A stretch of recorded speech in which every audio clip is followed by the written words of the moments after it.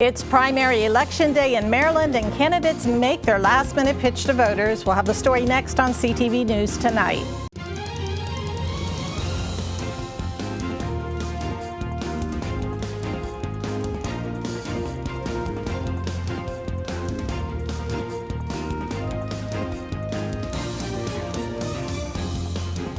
Good evening. I'm Patricia Vallone with a CTV News update. Maryland voters head to the polls for the state's highly anticipated primary election today. This election is critical for several gubernatorial, congressional, and county candidates looking to win their party's nomination. Here in Prince George's, there are 240 polling places open to residents.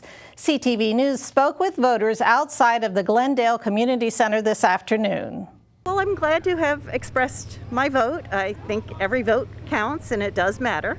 So I think it's a good thing. Well, it was tough with the governor, and my congressional district. There was a lot of infighting on that. And that was some hard choices, but I feel I made the right ones. I know I listened to one of the debates, which was interesting, but I still wish there had been more back and forth between the candidates. Voter turnout was light early today at the Glendale polling site. Well, there are 10 Democrats running to replace Governor Larry Hogan. One of those is Wes Moore, who was joined today by incumbent Angela Alsobrooks, who is looking for a second term as county executive, and Maryland Senator Ben Cardin. CTV caught up with the three at Bowie State University this morning as they greeted voters heading to the polls. We want everyone to know that your vote is so important to us. So please take the time today to get to one of the polling sites. We have 234 of them around the county where you can vote. But please get there, cast your vote, and let's move forward. Today is the day, and today is the day that we can actually take control of our future. That this is a moment to not have small politics or small policies, that these challenges we are facing, they are generational. And this is a time for change. This is a time for us to actually take ownership of our own future. And I ask that people will support the Moore Miller ticket. Elsewhere, Comptroller Peter Franchot pressed the flesh with voters at Westover Elementary School in Silver Spring this morning as he made the rounds. When he ran for statewide office 4 years ago, Franchot won 22 of Maryland's 24 jurisdictions. He's hoping to do even better this time in his bid to be Maryland's next governor. This is an important election, and we need to understand that Democrats need to support people like myself who win in the general election.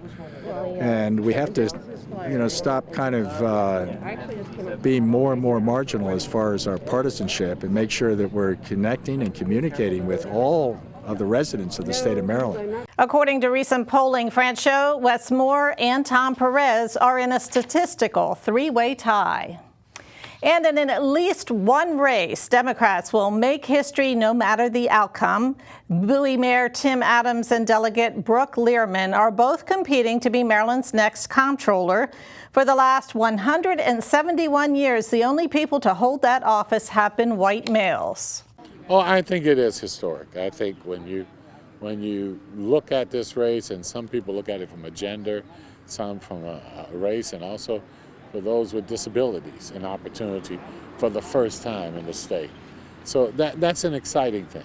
I think it's just essential that we have women represented at all levels of government and every place where decisions are being made. We have never elected a woman to statewide state office in her own right. So if I'm elected the next comptroller, I'd be breaking a big glass ceiling. Whoever is elected on the Democratic ticket will run against Republican Barry Glassman in the November general election. And you are watching CTV News. I'm Patricia Vallone. Coming up, he made headlines for his troubles with the law. Now Keith Washington aims for a new life in politics. We'll have his story after the break. Stay with us. My mom and dad were traditional Asian parents. Now my father would go to work before I woke up in the morning. And then he would come home too tired to play with me. I tell my son, I love you every single day. I love you. Now my dad has never said that to me. Not because he doesn't love me, but because culturally it wasn't comfortable for him. So I teased him the other day and I said, how come you never say that to me? And he said, you're too old now. Now that he's a grandfather, he says, "I love you" to my son every time he sees him. My advice to all the fathers out there, forget the material things, forget the cultural restrictions. They grow up way too fast for you to waste even a single precious minute or moment. Say bye-bye. Bye-bye.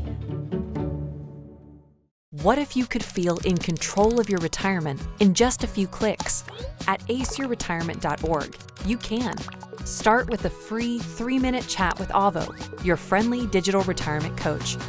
Just answer some simple questions like, how do you feel about your ability to save for retirement?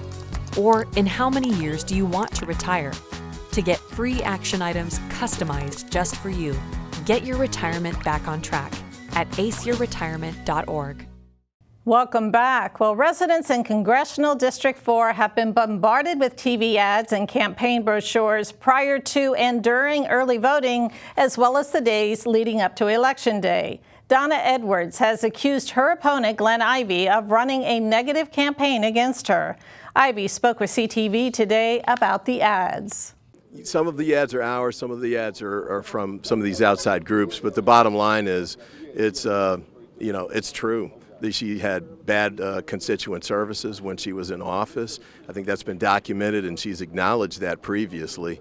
So, I think it's the kind of information that voters ought to have a chance to know and use to make their decisions about who they're going to support. And 7 other Democrats are also running for the Congressional District 4 seat, as well as 3 Republicans. Well, he's an unlikely candidate looking for a new life in politics. Keith Washington was out campaigning this morning at Henry Wise High School. He's trying to unseat longtime incumbent Steny Hoyer in Congressional District 5.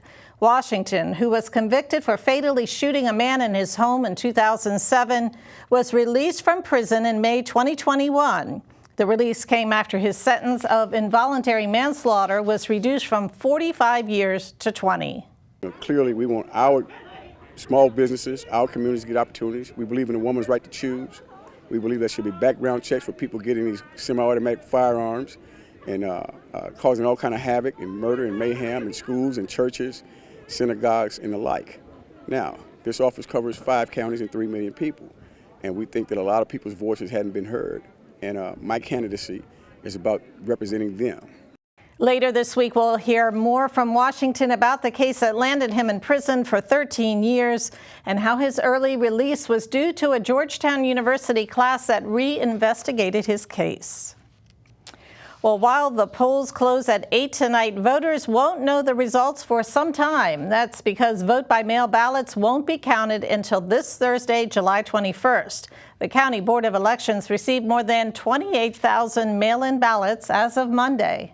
We anticipate being completed the process by the following Friday. We have a second vote-by-mail canvass at that time, and that's basically to give all of the timely mail-in ballots that we're receiving from the post office a chance to get here. As long as those ballots are postmarked by Election Day, July 19th, they will be counted if we receive them in our office. And just so you know, mail-in ballots must be either postmarked by today or deposited in one of the drop boxes located throughout the county by 8 p.m. Mail-in ballots submitted into drop boxes must be done in the county where the voter lives. If you requested but did not receive a ballot in the mail, you should vote by provisional ballot in person at your designated polling location. Remember, polls close at 8 tonight. Well, here are the latest COVID-19 numbers for our area. Of the 1,157 new cases, 639 are in Prince George's. The county's positivity rate is at 13.25%. 13 Marylanders have died of COVID over the past 24 hours. 543 people are hospitalized. And coming up after the break, a music education group honors our very own Byron Scott. We'll have the details after the break.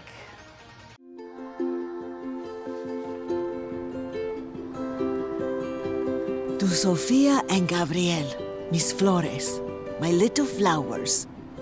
Even though these old knees can't follow on your adventure to the forest today, these flowers represent my love, so you can take me with you wherever you go, near or far. These stitches and threads join us together. Me, your mother, and both of you. And wherever you see a flower, a bird, a beautiful tree, know that my love is with you as you bring our colorful stories to the world. Make the forest part of your story at a park near you. Find one at discovertheforest.org. Thanks for staying with us. Well, Prince George's County Police need your help finding a missing person. 47-year-old Robert Griggs has been missing since Friday. Griggs was last seen in the 9800 block of Royal Commerce Plaza in Upper Marlboro. He's about 5'9" and weighs 190 pounds. Police say he may be driving a black Mazda 3. If you have any information on his whereabouts, you're asked to contact police. And here is the latest on that fatal crash that occurred on Kettering Drive on Sunday. Police have identified the victim as 17-year-old Janaya Thompson of Upper Marlboro. She was a passenger in that vehicle that struck a tree Sunday evening. 2 other passengers were left with serious injuries. Anyone with information on that incident is also asked to contact authorities. Montgomery County Police arrest a teenager for allegedly vandalizing 3 churches last week. 2 of the churches in Bethesda were set on fire between July 9th and 10th, so the youth is also facing arson charges. According to police, the teenager's case will now go through juvenile court. And now we would like to take time to acknowledge and congratulate our very own Byron Scott for receiving a special award. Laurencia Moten explains. That's right, Patty. CTV's reporter Byron Scott received the Stellar Broadcaster Award this Saturday. The award was presented by Fame Foundation for the advancement of music education. Fame's mission is to give every young musician the best opportunity to succeed in life by providing music training and academic support. At Fame's 18th anniversary and awards gala this weekend, Byron was one of only 8 honorees celebrated. Over the years, Byron created a number of stories featuring the organization that helped them gain exposure. I enjoy covering stories with students who are young musicians. We did a series several years ago called Young Musicians, and we got to feature a lot of young people who are up-and-coming musicians in the area. I've covered a lot of stories over the years, but my favorite was always the ones with young musicians. I'm a musician myself. I play the upright bass, and been playing for quite a few years. And so to see these kids come up, and a lot of them who graduated over the weekend were some that we covered several years ago. Washington Nationals outfielder Juan Soto is your 2022 Home Run Derby champion after a winning blast against opponent Julio Rodriguez Monday evening at Dodger Stadium. Soto started off the show with a bang, hitting 32 homers, leading to the highest scoring round in the Derby. After a 19-18 win over Rodriguez, Soto became the second youngest player to win the Derby. The 23-year-old superstar is the 6th Dominican-born player to win the Derby, joining legends like Sammy Sosa and Miguel Tejada. And now let's get a quick check at our weather forecast tonight. Mostly clear skies with lows near 72. Tomorrow, mostly cloudy with highs near 92. Thursday, sunny with highs around 95. Friday, sunny again, highs near 93. And for your community calendar, if you're a fan of horse shows, the Suntan Circuit Show is coming to town. The Southern Maryland Quarter Horse Association is hosting the event. The show is from Thursday, July 21st through Sunday, the 24th, from 8 a.m. to 8 p.m. at the Prince George's Equestrian Center. The event is free. For more information, you can visit smqha.org.